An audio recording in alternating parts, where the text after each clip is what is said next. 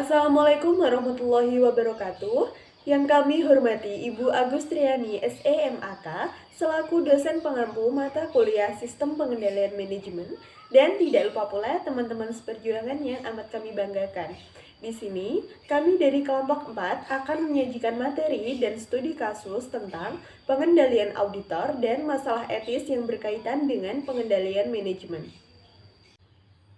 Sebelum kita masuk ke bagian pemaparan materi, saya akan terlebih dahulu memperkenalkan nama-nama anggota tim kami. Yang pertama ada Lutfiatul Qomaria dengan NIM 1810102110. Lalu ada Amiruddin Sidik dengan NIM 1810102126. Lalu Dwi Isnawati dengan NIM 181010211052, Lailatun Nikmah dengan NIM 181010211054, Mida Desriani dengan NIM 181010211057, dan yang terakhir saya sendiri, Maya Lailatul Mariska dengan NIM 181010211145. Untuk mempersingkat waktu, langsung saja ke pemaparan materi. Untuk narasumber pertama dipersilahkan. Untuk pengendali memainkan peran utama dalam manajemen lini, desain, dan operasi dari sistem pengendalian manajemen atau manajemen kontrol sistem. Mereka adalah ahli pengukuran keuangan dalam perusahaan mereka atau entitas mereka, dan kebanyakan dari mereka itu merupakan anggota penting dari tim manajemen. Mereka itu terlibat dalam mempersiapkan rencana dan anggaran, mengoreksi rencana dan tindakan manajer operasi, serta berpartisipasi dalam berbagai keputusan manajemen, yaitu mengalokasi sumber daya, harga, menetapkan kebijakan mengenai utang dan piutang, melakukan akuisisi, divestasi, serta meningkatkan pendapatan. Untuk keamanan tambahan, dalam menjaga integritas peran pengawas, perusahaan mungkin dapat menerapkan beberapa pengamatan tambahan untuk memastikan bahwa pengendali itu harus memenuhi pengawasan manajemen dan kewajiban yang efektif. Di antaranya yang pertama, Komite Audit Dewan Direksi dan Auditor Internal dapat digunakan untuk mengawasi fungsi pengendali. Yang kedua, perilaku pengendali dapat dibentuk melalui personel atau pengendalian budaya seperti seleksi dan pelatihan.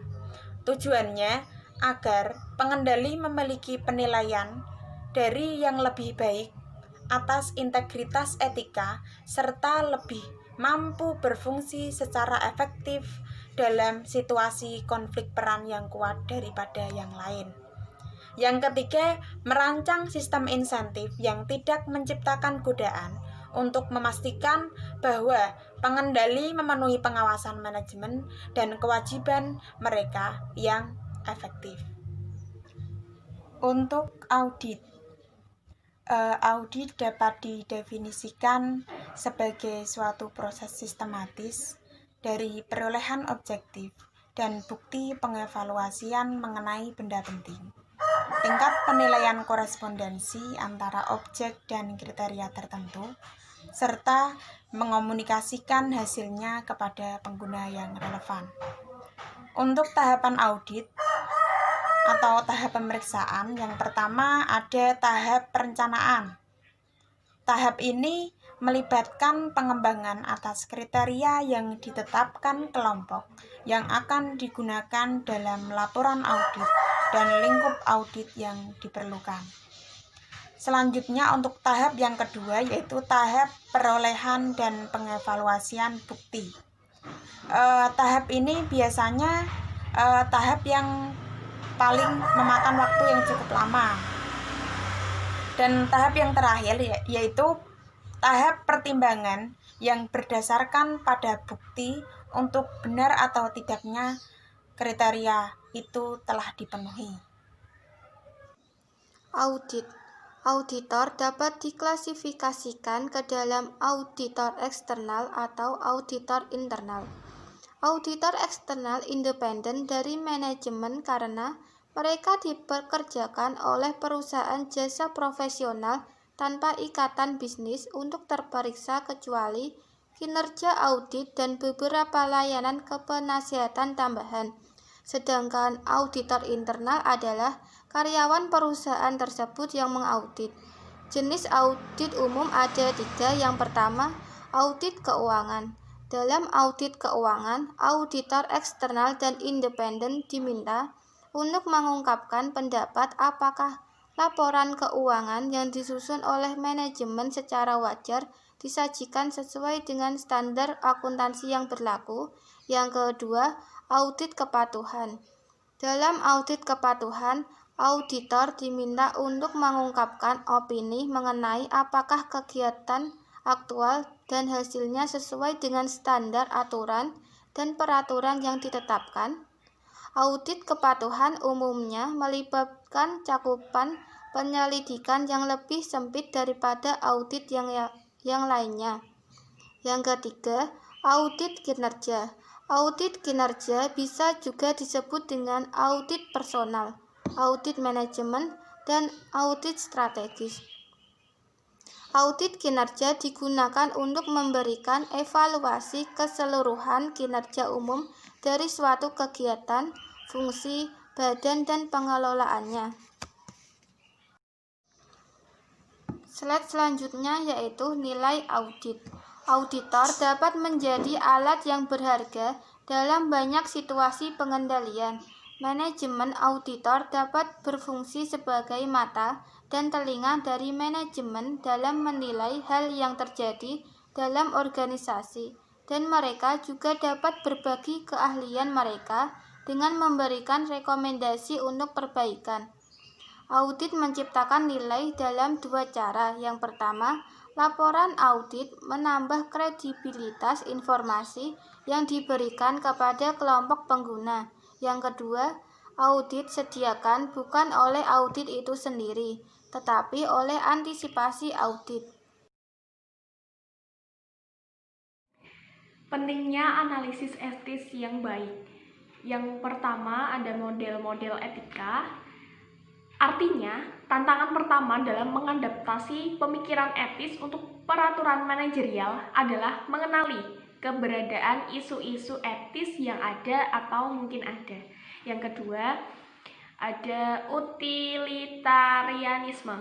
Artinya, dengan menggunakan model ini atau utilitarianisme atau konsekuensialisme,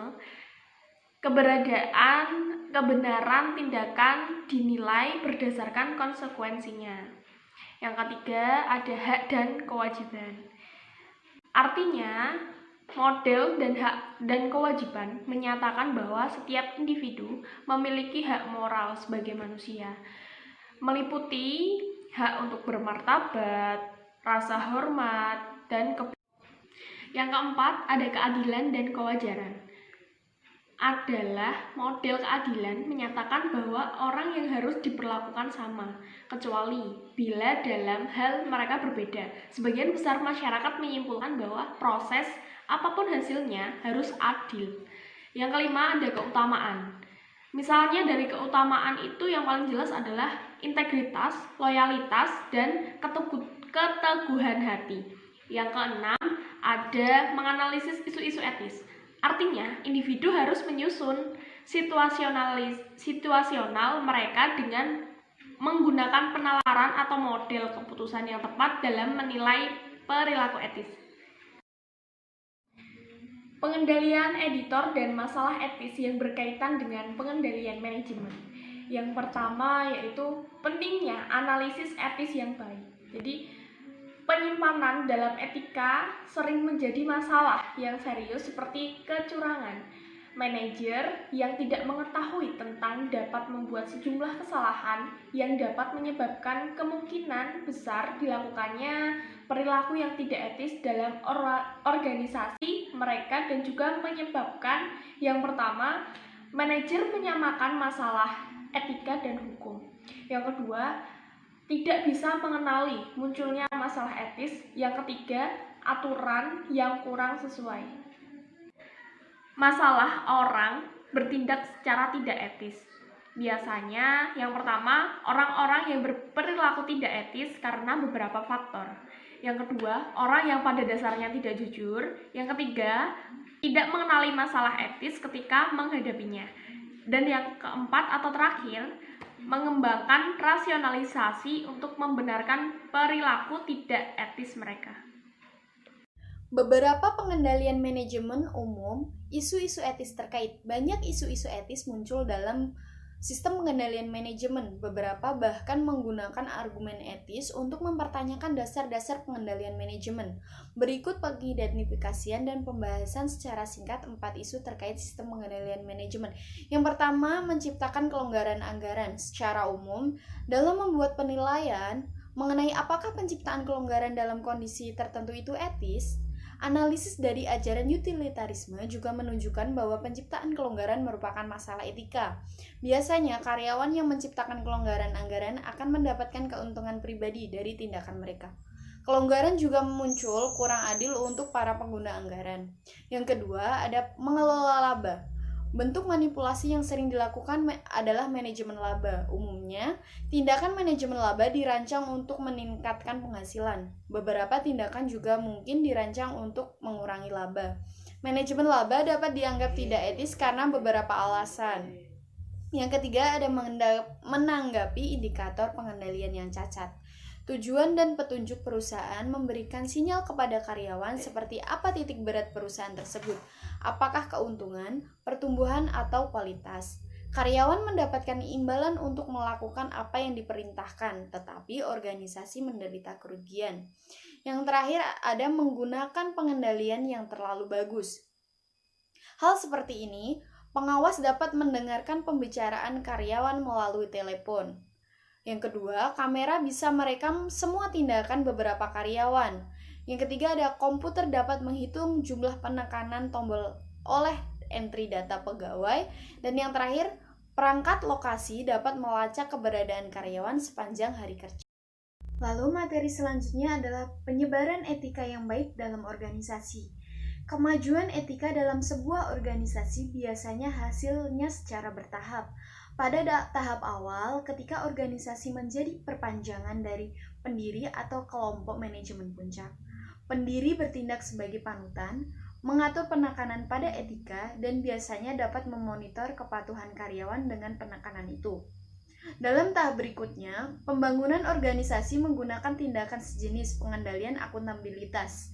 Spesialis perusahaan mengembangkan daftar standar tertentu, aturan dan peraturannya yang dapat mewujudkan prinsip-prinsip etika yang baik.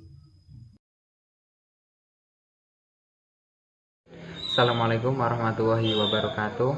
Perkenalkan, nama saya Amiruddin Siddiq, NIM 18101021026. Saya di sini akan menjelaskan tentang studi kasus, yaitu lisensi perangkat lunak yang kadaluarsa. Latar belakang, Southwest Industry atau SWI adalah produsen berukuran sedang yang memproduksi shelter, tenda, dan kanopi portable. Manajer Departemen Sistem Informasi, Jianxin atau Jimmy, panik karena software Citrix perusahaan baru saja kadaluarsa. Hal tersebut dikarenakan kelalaiannya faktur belum dibayar dan lisensi SWI untuk penggunaan perangkat lunak tersebut telah habis. Pentingnya Citrix. Pertama, banyak penggunaan sistem informasi perusahaan yang terletak di 3 lokasi yang berbeda, sangat tergantung pada perangkat lunak Citrix. Dan yang kedua, hampir semua aplikasi SWI menggunakan perangkat lunak Citrix. Dan yang ketiga, Citrix memberikan akses bagi software Citrix. Yang dimaksud di sini adalah penghantaran solusi aplikasi on demand yang memungkinkan aplikasi Windows apa saja bisa divirtualisasi, desentralisasi, dan dikelola pada data center, dan secara seketika dikirimkan kepada pengguna di mana saja, dan dengan peralatan apa saja sebagai jasa. Ada 2 alternatif solusi yang dilakukan SWI dalam kelalaiannya yang belum membayar lisensi dan faktur untuk penggunaan perangkat lunak. Alternatif yang pertama mengajukan perpanjangan izin Citrix dengan dikeluarkannya daftar permintaan dari Departemen Pembelian. Alternatif yang kedua, mengeluarkan kartu pembelian untuk beberapa personel penting.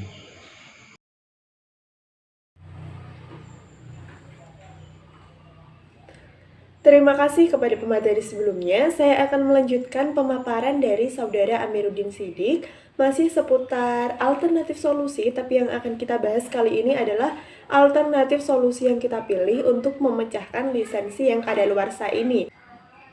Telah disebutkan sebelumnya bahwa ada dua alternatif solusi. Yang pertama adalah dengan perpanjangan izin menggunakan daftar permintaan dari Departemen Pembelian. Kemudian yang kedua adalah dengan menggunakan kartu pembelian yang mana fungsinya sama seperti kartu kredit.